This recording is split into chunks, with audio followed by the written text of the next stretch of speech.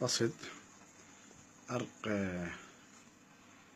الأنف يفيد إن شاء الله من احتقان الجيوب الأنفية. صور تصوير زين أبو زين.